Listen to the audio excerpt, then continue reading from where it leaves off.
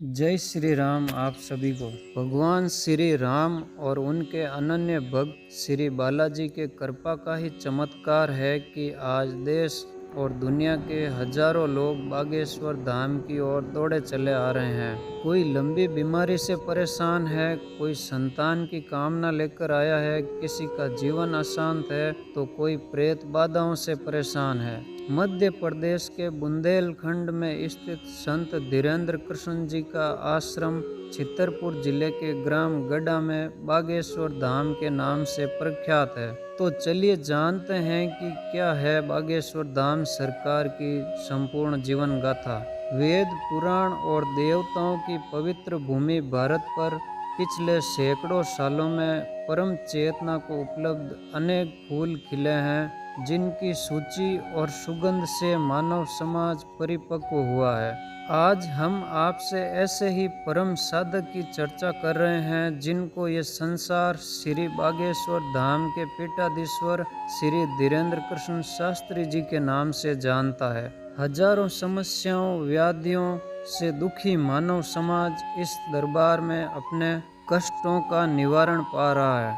कौतूहल तो इस बात का है कि विज्ञान के इस युग में समस्याओं को लेकर आए उनकी मन की बात उनसे पूछे बगैर ही संत श्री बागेश्वर धाम के पीठाधीश्वर के द्वारा पहले ही पर्चे पर लिख दी जाती है। बिना सिर्फ व्यक्ति का भूत वर्तमान और भविष्य जान लेते हैं, अपितु उनकी समस्याओं का निवारण भी करते हैं, वह भी पूरी तरह निःशुल्क। गड्ढा गांव के बाहरी हिस्से में ही एक प्राचीन मंदिर मौजूद है, जो चंदेल कालीन बताया जाता है। इस मंदिर में बागेश्वर महादेव का चमत्कारी स्वरूप है और वही स्वयं हनुमान बालाजी भी विराजित है। नियति ने बालक धीरेन्द्र को इसी तरफ पुकारना शुरू कर दिया और इसके माध्यम बने बागेश्वर मंदिर के पुजारी और धीरेन्द्र कृष्ण शास्त्री के दादा पंडित सेतुलाल गर्ग जी। श्री बालाजी बागेश्वर धाम श्री बालाजी के कृपा पात्र संत धीरेन्द्र कृष्ण शास्त्री के पास ऐसी कौन सी दिव्य शक्ति है जिससे वे मनुष्य के भूत वर्तमान और भविष्य को जान लेते हैं। इसी प्रश्न का उत्तर खोजने हम उनके प्रारंभिक जीवन की तरफ लौटते हैं। ग्राम गड्ढा में 10 जुलाई 1996 को पिता श्री राम कृपाल गर्ग एवं माता श्रीमती सरोज के आंगन में जन्मे बालक धीरेन्द्र को क्या पता था कि वे एक दिन भगवत कृपा को उपलब्ध होकर मानव कल्याण का माध्यम बनेंगे। उनका प्रारंभिक जीवन भीषण गरीबी में व्यतीत हुआ। एक कच्चे कमरे में ही 5 लोगों का उनका परिवार गुजर बसर करता था।